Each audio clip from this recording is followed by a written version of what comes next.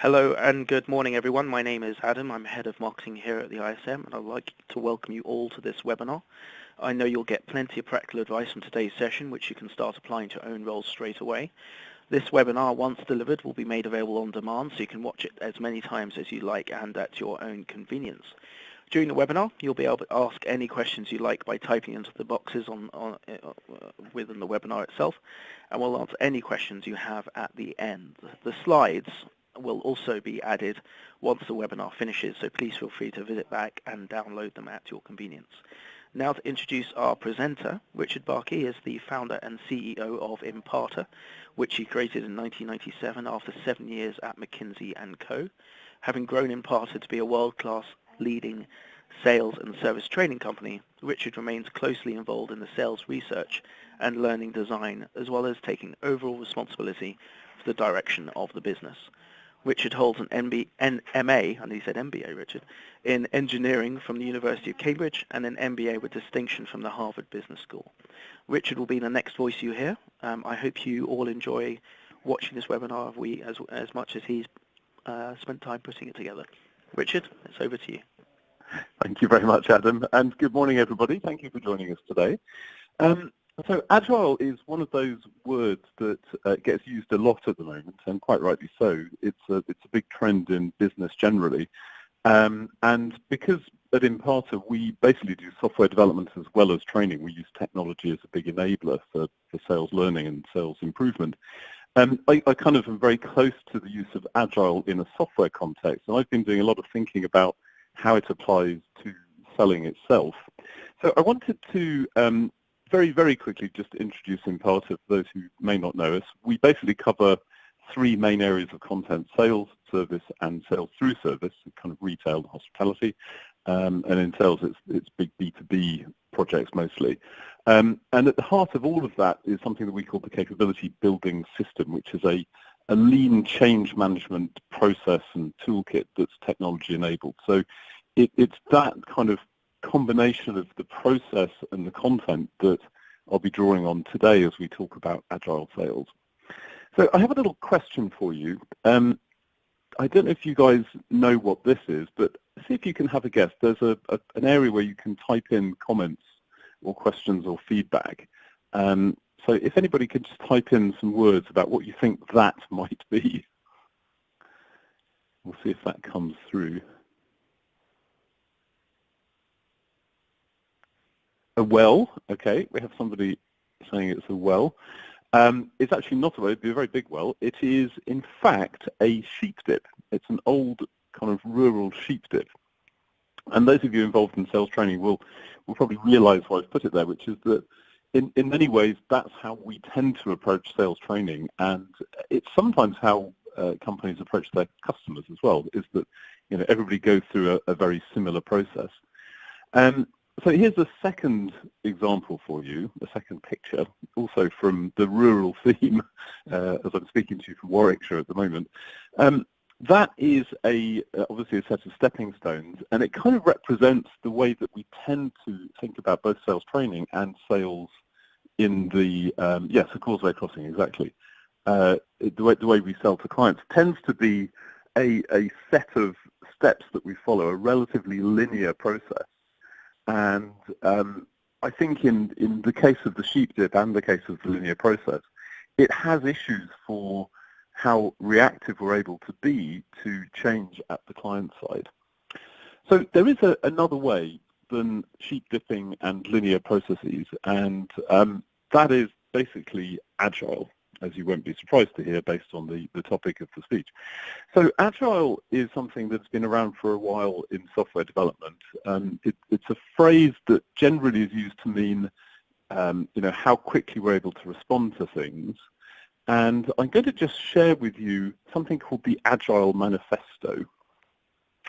The Agile Manifesto was created in 2001, and there was a group of self-styled software development anarchists who met at the Snowbird ski resort in Utah and basically kind of created the Agile Manifesto. So there are 4 key values in Agile.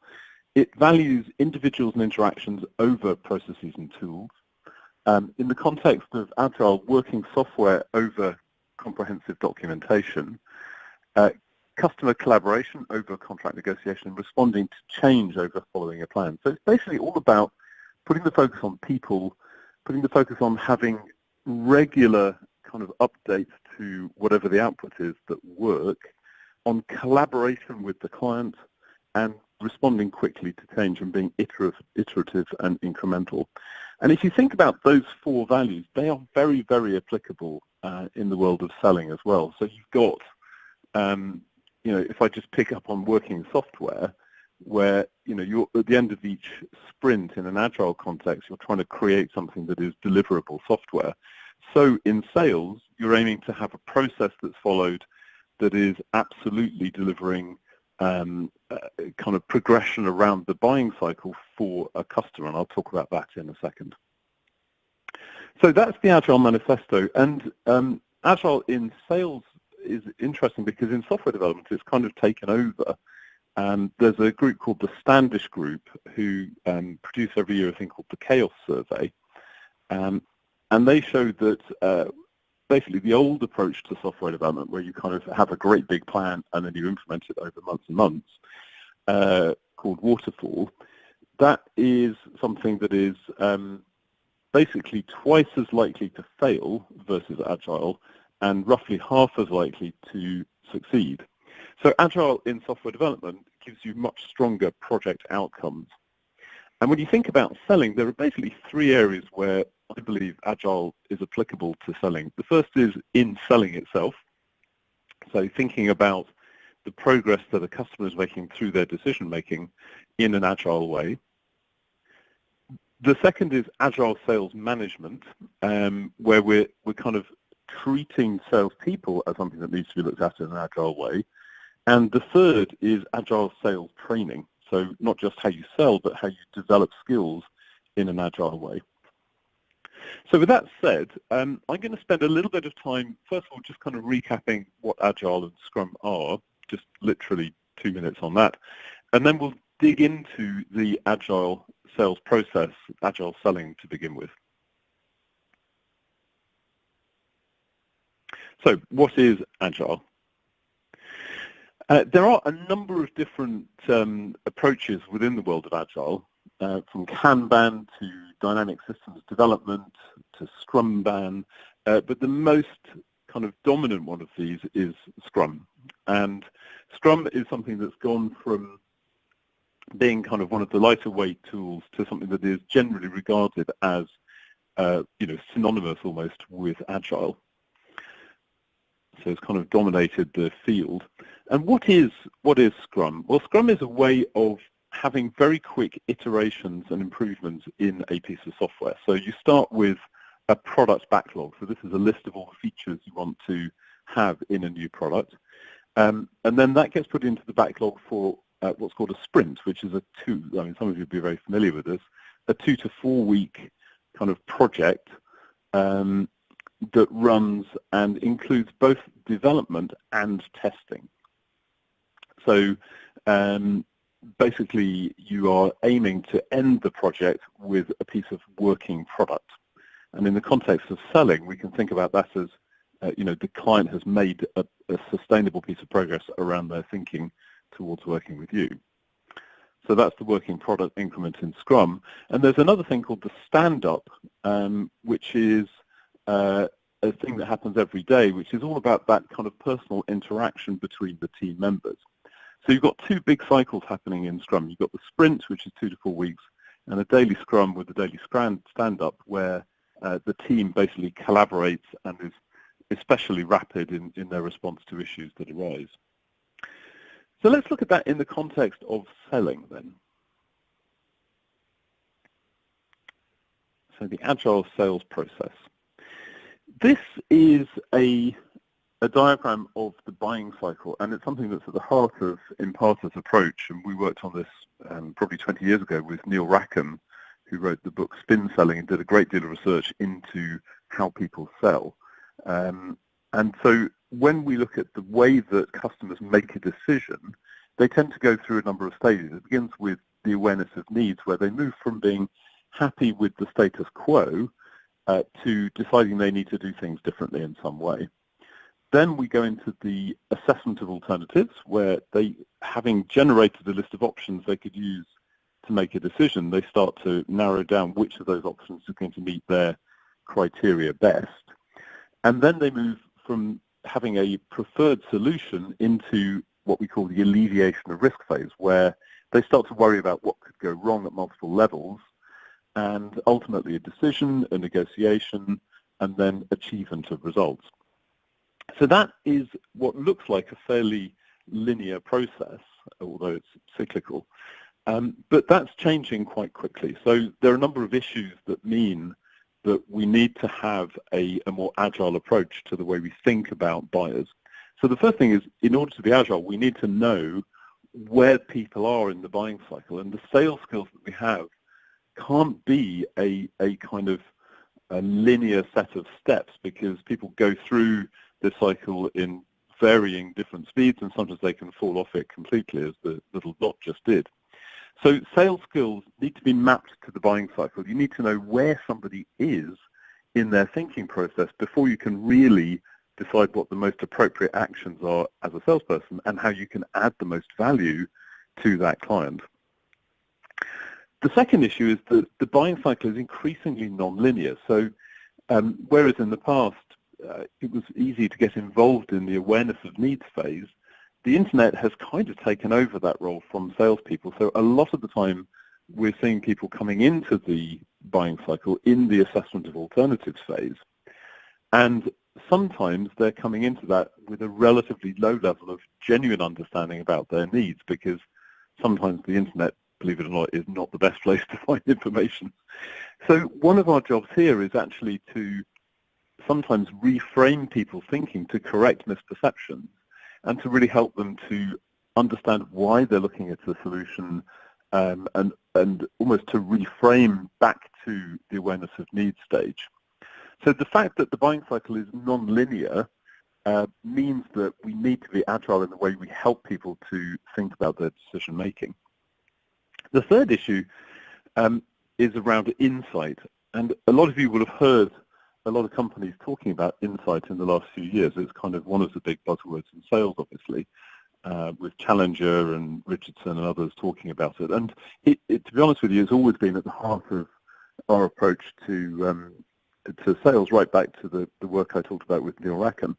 But the thing I do have a slight issue with is the idea that you can have an insight that works for every client, and that's clearly not the case, because every client is different in their current level of understanding and in the specific challenges and goals that they have. So the insights that we bring at different stages of that buying cycle need to be tailored not only to the stage of the buying cycle, but also to each client. So there again, we need to be agile in the way that we think about what is an insight for a particular customer. Fourthly, good proposals are iterative. One of the best practices in pitching is not to go in with a 50-page RFP response and expect that that's going to hit the mark first off. It's much better to kind of do a two-pager, have a chat with the client about that, or the customer, depending on your terminology, and start to figure out how you can refine it to fit their needs better. So iterating around the buying cycle and iterating in the sales process is critical to successful selling. And finally, on this, actually, sorry, there are two more here. Success depends on responding to change. There is a lot of movement in any pitch process and in any deal pursuit.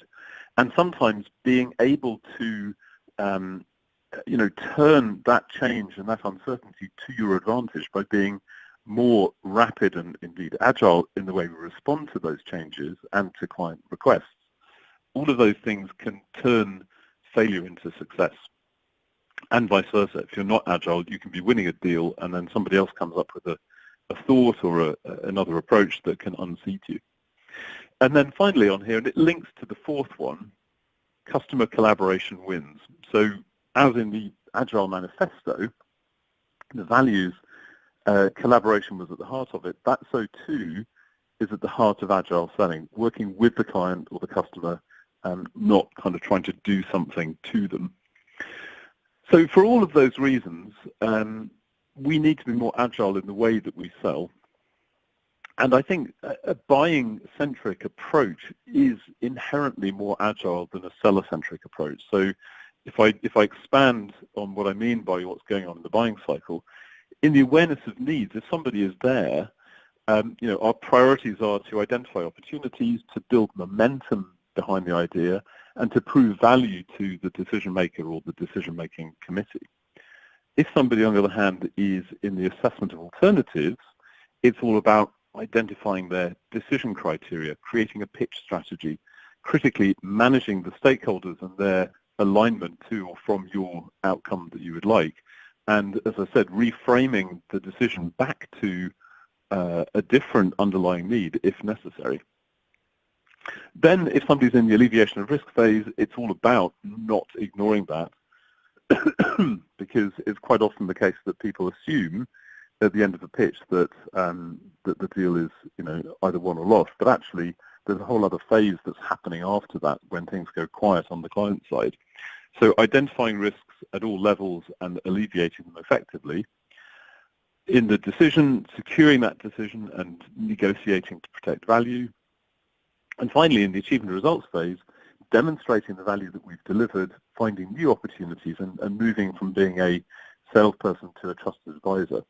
So if Agile means adaptive, then this is all about adapting to where an organization is in the buying cycle, but also actually where individual stakeholders are. It may be that you have, some people at the customer who are in the awareness of needs phase, and others who are actually already in assessment of alternatives. So being flexible and reactive to the way that people are thinking about the process and then leading them to the next stage is a critical skill.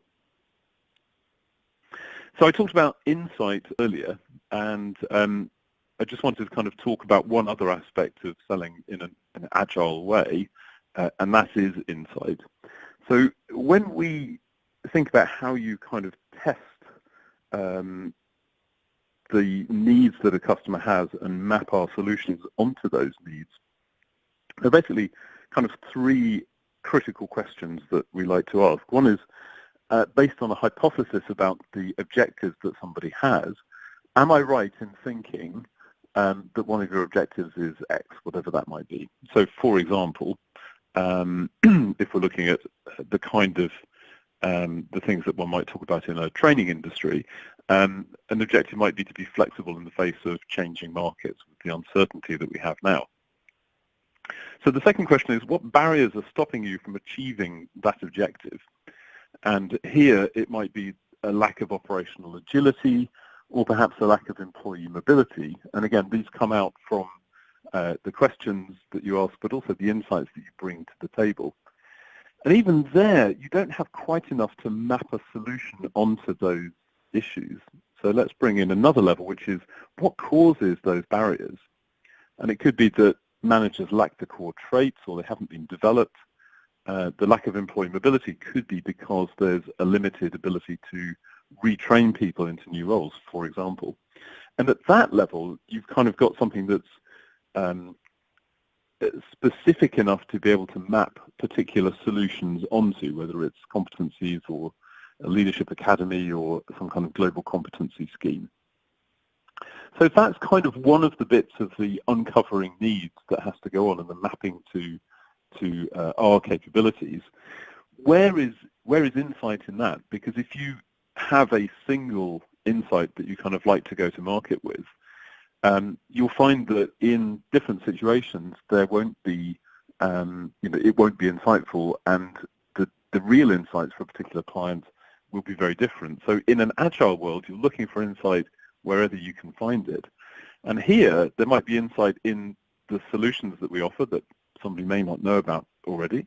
But also we can bring insight in talking about what causes the barriers, what the barriers are, and even sometimes in helping people to be clear about what their objectives are. So being agile is about not just being reactive, it's about leading, but leading in a way that kind of adapts itself to the specific needs of that particular customer situation. So I've been asked, do I have any case studies around this topic on successes in organizations had using your software? So right now, I'm not talking about software, Mark, in particular. I can certainly talk about successes and case studies. We work with a lot of companies from Intel to Cisco to GE to Telefonica, and a lot of kind of manufacturing utility companies, professional services, who all are basically working with this methodology. I will talk about kind of the technology part of it in a little bit, if I may. So, one thing that the Agile team did when they met at Snowbird was to produce, in addition to the 4 values, a number of principles of Agile selling. Of Agile software development, excuse me. And what I wanted to do here was just to rather cheekily adapt their principles from the Agile Manifesto, which you can look at using the link on the screen, to a sales context.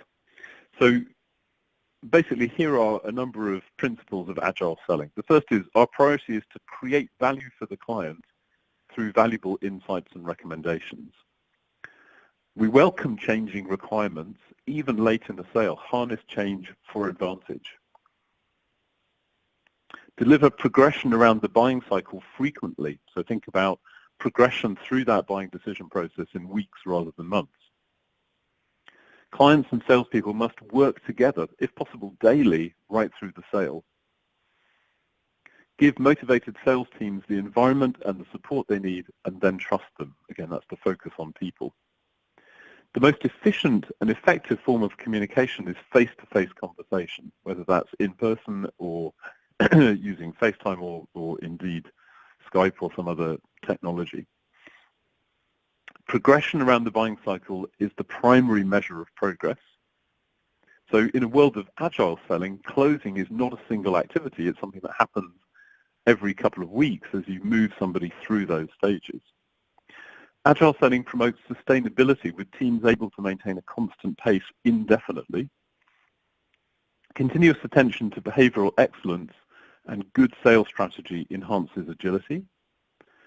Simplicity, the art of maximizing the amount of work not done, is essential. And just 2 more. The best understanding of needs and positioning of solutions emerge from self-organizing teams. And finally, and almost most importantly, the team regularly reflects on how to become more effective and adjusts accordingly. So I've gone through those one by one, and I hope you agree that that's not a bad agenda for a sales organization, and a set of principles to perhaps consider how many of those might be adopted and how many of those you currently adhere to and therefore are or are not in an agile sales organization. So let me just pause there. I'm going to move on to talk about agile sales management, but let me pause just to see if there's any questions at this point around the application of agile techniques to selling itself. Obviously, there's a lot more I could talk about, but we're somewhat time limited. But based on what I've said so far, any questions right now?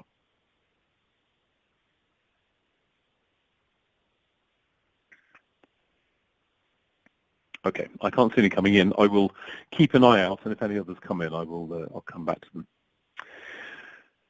So, agile sales we've talked about, and kind of being adaptive and leading clients in an agile way through the buying process. Again, there's a lot more to discuss about the later stages, but I think you get the idea of what we're saying there. Agile sales management is another very interesting application of the technique for selling. So if I think about what a sales manager does, there's a kind of cycle that people go through of plan, do, review. And that's the case whether we're talking about a pursuit or account development, and any kind of sales activity really falls into those 3 steps. And the things that drive the need for an agile approach to sales management now can also be mapped onto those 3 steps. So the first is that a lot of sales managers would benefit from shifting their focus to short cycle plans, not just quotas. We know that the best managers are good coaches, but there is always the temptation to to kind of be like a bad football coach and stand on the sidelines shouting score, which obviously doesn't really achieve much. And that pressure goes up when there is a difficult environment outside, and we know that there is uncertainty, potentially economic, difficulty over the next kind of year or so. So where that happens, the risk is that people miss their targets. They then start to kind of panic a little under pressure, and instead of getting deeper into stuff, they actually start to skim over and mistake activity for progress. So I think it's critical in this stage in our cycle that sales managers focus on what's happening in the short term as well as the long term, and driving the right behaviors, not just focusing on outputs. In the do stage, we've identified that self-governing pitch and account teams make better progress. So where there is a degree of self-governance around how we actually implement the plans that have been agreed, as opposed to a kind of top-down approach to that decision-making. And finally, in the review stage, the frequency of reviews is critical, and the more frequent they are, the more ability there is for the approach to flex as the sale evolves and as new things come to light. So for all three of those reasons, trying to kind of be agile in the way we manage teams is just as important as the agility that they're showing in dealing with the client. Now, at the beginning, we talked about the Scrum process, and I can see a question here saying, is it possible to use agile sales techniques without going down the full Scrum route? And I think it is, but I'm going to just talk about the Scrum and how it applies to a sales process just out of interest. So we talked about the Scrum. This is the sales Scrum. So instead of having what you'd have as a product backlog, we've basically got pipeline goals that feed into a sprint. And a sprint is a 2 to 4 week kind of process of trying to move the client from where they are at one stage of the buying cycle to the next stage. And at the end of it, there'll be an improved deal or an improved account in some way that's reviewed using a sprint review. And during the sprint, there's a daily scrum with a daily stand-up where the manager or the teams get together to talk about progress and understand how they're managing to move the customer through that buying decision process. So you can see that the kind of approach that we've taken in software development also applies quite nicely in sales. And what this does is it rather than having kind of the big fish that might land and might close in 6 months' time, it focuses on much shorter term goals that the team is really able to get their teeth into and have something quick and practical that will drive the decision process forward, that's regularly reviewed while it's happening. And at the end of it, we kind of go, right, what did we do well? What did we do differently? And that can be, a much better self-governing team than where you would have, just a manager seeing one of their people once every couple of weeks. So you can use agile selling, to Mark's question, in a way that doesn't use an official Scrum like this, but it is quite a powerful technique to apply in sales management. Now, in a Scrum, in software development, you have a team that includes a Scrum Master, team members, and a product owner, amongst others. And in a sales context, the Scrum Master is basically the sales manager. The team members are the salespeople, but also the support staff, marketing, and everybody else that has a stake in that decision being made. And then critically, you have a product owner. That's somebody who is the voice of the customer, VOC. It can be the customer, or it's somebody, usually the primary client director or business development manager, who is bringing the voice of the customer to the discussion every day in that stand-up. And I think one of the critical things in Scrum and Agile in software development is data and measurement. They are critical in making sure that you stay on track. And of course, the same is true in sales. So if we look at a pipeline, and here we've got different stages that I would always advocate defining using customer stages, not sales stages. So a typical pipeline is kind of prospects, proposal written, etc., etc. But that tends to define things from our point of view as sellers. Much better to think about a pipeline from the buyer's point of view. So have they internally agreed that there's a need? Have they established a budget? Have they identified alternatives? Have they selected a preferred alternative, etc.? Once you've defined the pipeline in a customer-facing way, then there's a number of bits of data that will help you to feed back into the Scrum, if you like, and to adapt your approach. So is the pipeline big enough to deliver our outputs that we want? If not, how do we get there? Is it the right shape? Do we have any big gaps in the pipeline where certain stages are empty and it's like an airlock that's going to come down the pipeline and hit us in 6 months' time? Do we have the teams that we need on our must-win deals? Do we know where there's the biggest leakage between stages so that we can address those issues? Do we have the right velocity of deals through the pipeline? And finally, do we have the right product mix to give us the margin that we're looking for and the strategic positioning that we're looking for at the end of the year? So accountability and measurement are vital in software development, and they're also vital in selling. And so a kind of an agile scorecard would take a look at how well that kind of data is being captured and used within the team. So we've talked about agile selling. I've talked very briefly about agile sales management. Any questions about the sales management side before I move on just to talk briefly about agile sales training?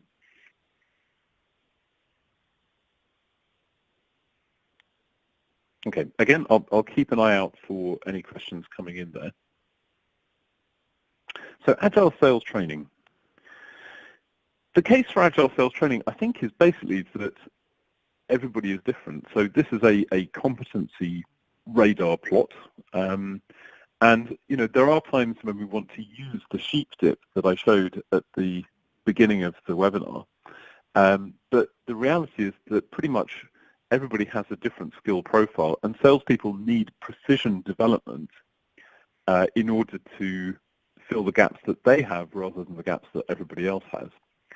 Secondly, the strategic priorities, the markets and the competitors change quickly. So an academy, a sales academy or a sales excellence program needs to be able to create and roll out quick campaigns in order to address strategic issues. That could be a new product entry by us, it could be a new product entry by a competitor, it could be a new pricing strategy, and so on.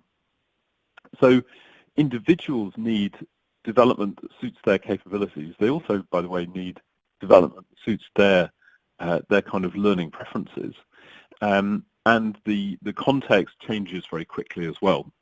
So you can't just rely on a single sales training program to get everybody to where they need to be. And even if you do, the chances are it's going to be out of date relatively quickly if you can't provide almost software updates to the people's brains.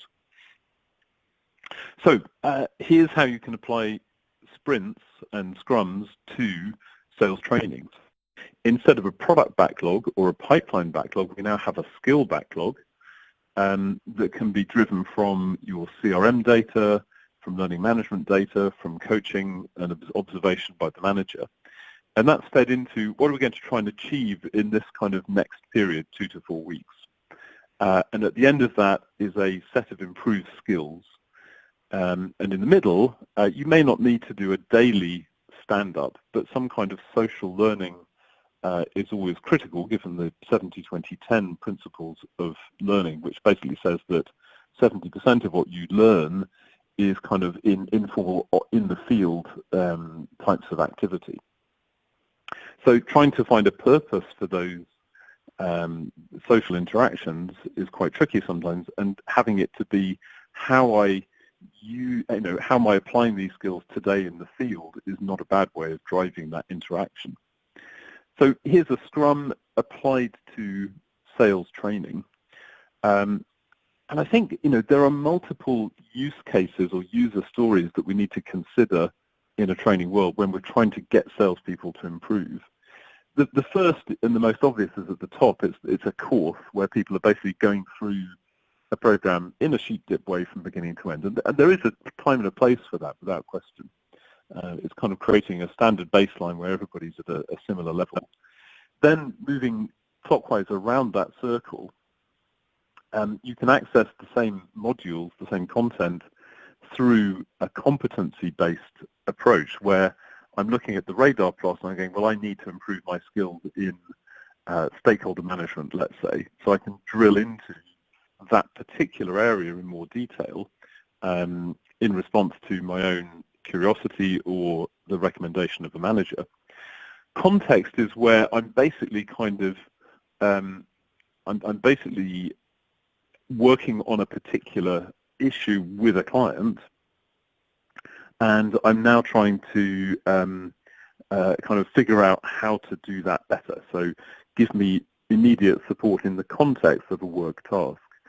And finally, campaign is this thing I was talking about where there are changes happening in the marketplace or in your company, and you want to be able to roll out training that basically addresses that particular need in a very short and sweet way with a lot of communication to drive buzz and excitement about what's happening.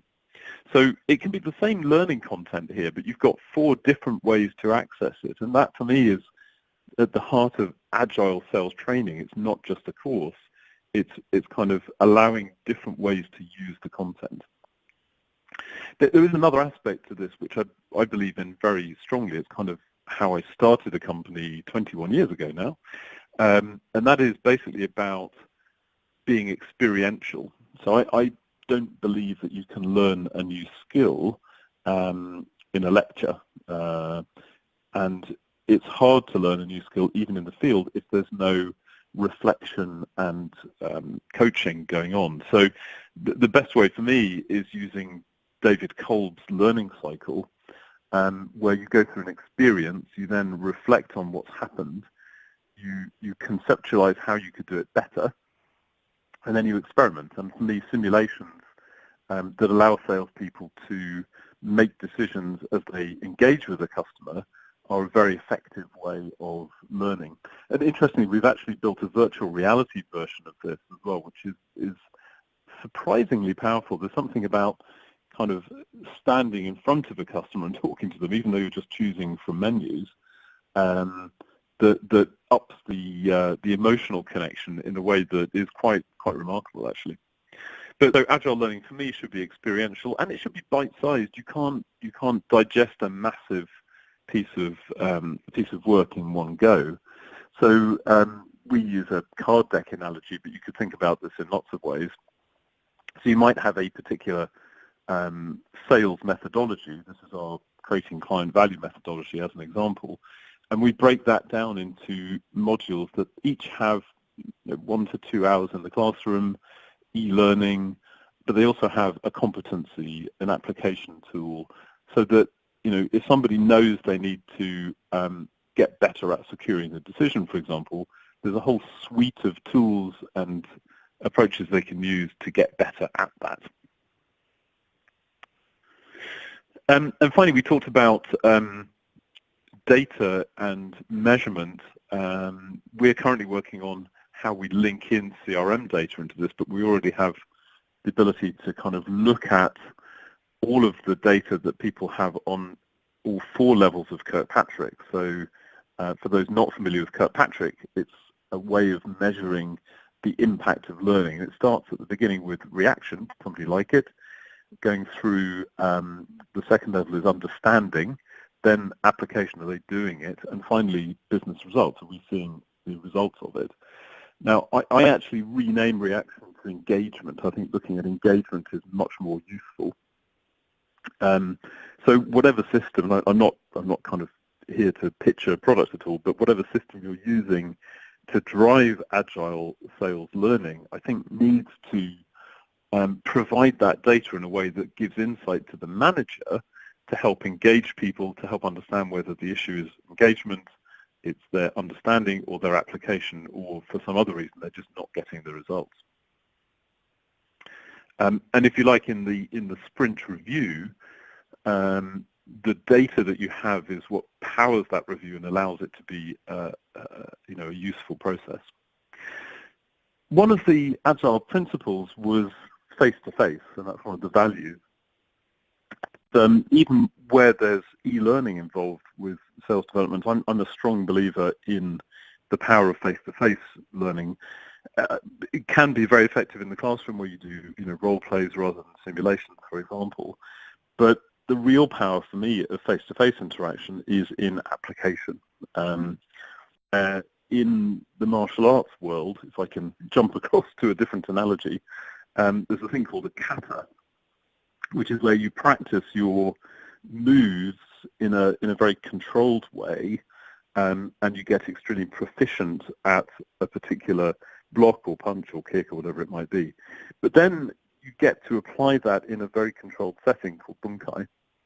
And it's not quite a fight, but it is a much more controlled sparring where you're allowed to exercise and put the moves that you got in kata together in different ways, and you learn the application basically.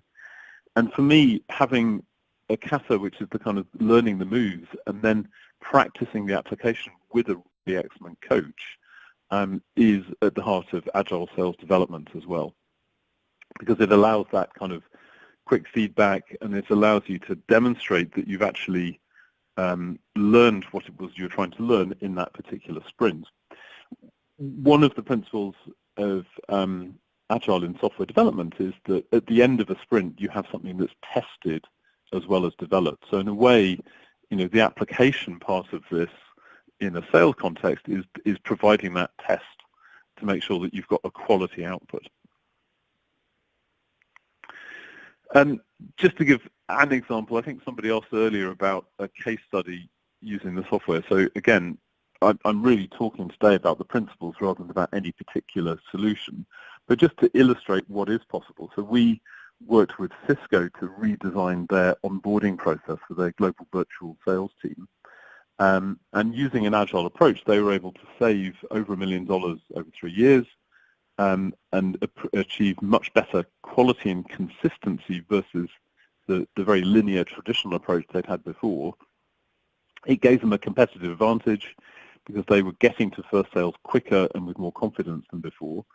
And there was a real motivation, especially for millennials who tend to kind of cue into this type of approach much better than the more traditional, classroom-based linear approaches to learning.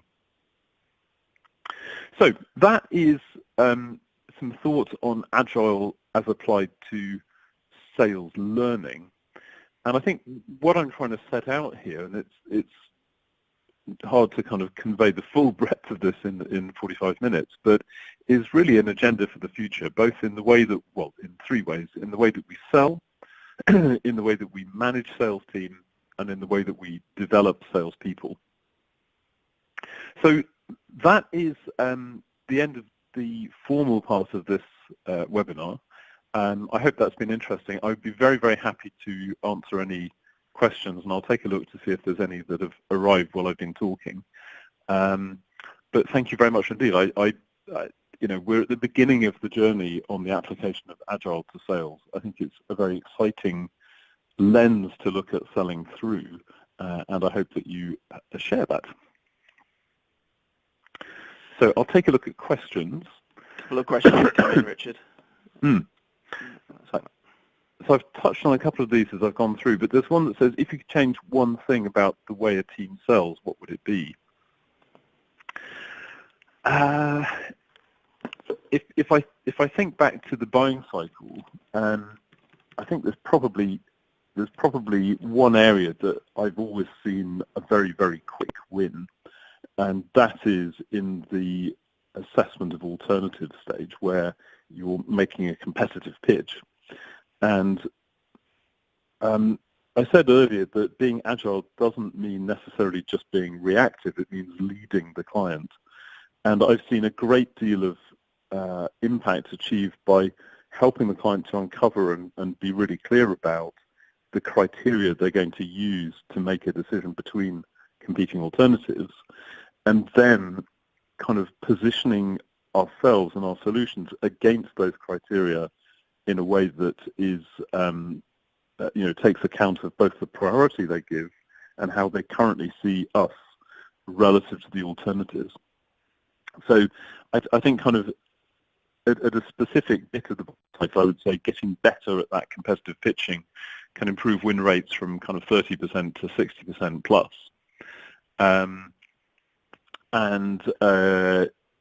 More generally, though, I think I would say it's about getting people to be more alert to what's happening with their customers and where they are in their buying process, and just more agile.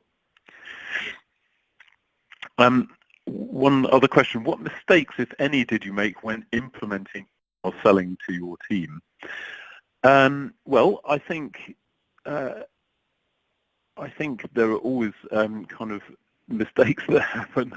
I think if I think about the three areas we've talked about, so selling, sales management, and sales training. I'm actually going to work backwards through them. The sales training, I think our first approaches to that some years ago were probably not agile enough. You know, a lot of sales training is presented as a course, and I think we, in the past, have fallen into that kind of trap. We're not now, and we're moving away from that very quickly to be much more agile and and responsive. I would say, not reactive. In terms of sales management, I would say one of the biggest mistakes I've seen is not having enough data and not getting the right data to understand, you know, how well has the preparation gone. So it's data on inputs rather than just outputs. And in terms of agile selling, I mean, in a way, we've kind of been doing agile selling for quite a long time, and I think that has been a good process. So I can't think of any particular errors in that, other than I would guess people saying that agile sometimes take agile to mean responsive, as I've said before, whereas it's not. It's about harnessing change and being adaptive rather than just being reactive. And finally, what sort of books do you recommend reading this topic? Well, I don't actually. I mean, there are books on agile in software development. I think there's an academic who's been writing on the topic of agile in sales from a slightly different perspective, not so much linking it back to software development approaches. But I don't think there is a lot written out there. I'm actually considering writing a book on this myself at the moment, so I can't recommend any titles. If I knew of any, I probably wouldn't bother writing one myself. So I can't help on that one, I'm afraid, at the moment. Okay, I think that seems to be all the questions. I think that's it as well. Please, you know, after this webinar's finished, we'll be uploading the slides, so people who are watching this webinar, please come back to the slide deck and download it. Imparta and Richard hopefully will be contributing some content to our website at ismprofessional.com, and hopefully Richard will be back next year. So this is you had the honour, Richard, of delivering the last webinar for the ISM in fantastic. 2018. So I told you that too late, but yeah, so no more webinars for us this year. We've got a couple more taking place next year, but yes, as you can see, please do get in touch with Richard. There's his email, there's Twitter, LinkedIn, and their website if you want to get some more information from them. I would be very, very happy to chat about this. It's something that's very much at the top of my mind, both as somebody who runs the company and somebody who's researching in this field. So conversations are most welcome. Fantastic. Well, we will be coming back next year on the 29th of January with one of our other partners from within the IP. So please feel free to attend that webinar at 11 o'clock on the 29th of January. But Richard, thank you very much again, and a shout out to Jocelyn Hornby, who's your marketing wizard over at Imparta, who helped me, who's been messaging me behind the scenes, making sure this webinar ran smoothly. So thank you very much to her. And hopefully we will see you again next year, but it's thank you and goodbye for me. Richard? Thank you very much. Thank you very much, everybody, indeed. Thank you, everyone. Take care. Bye-bye. Take care. Bye.